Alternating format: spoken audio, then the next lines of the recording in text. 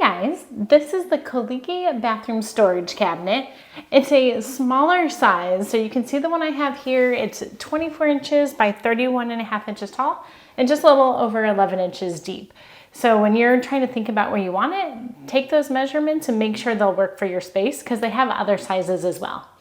So this thing, I will say, it's really cute and provides a lot of storage. I really do like that aspect. It's got the cute farmhouse design with these railings that glides nice and easy. So you have all this area for storage behind the door, although it will always be, one side will always be exposed. And then you have an area up here plus the top for decorations. It is a faux wood, but this thing is so sturdy. I will say it took me an hour to put it together. I just turned on a TV show and it was going, I am pretty handy. So it's not that I am not capable. It just has a lot of screws.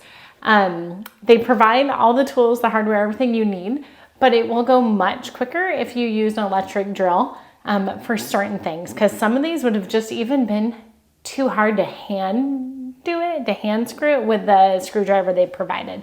So if you have an electric screwdriver, pull that out. But once it's set up, this thing is rock solid. It does not wiggle at all because it is so sturdy with all those screws.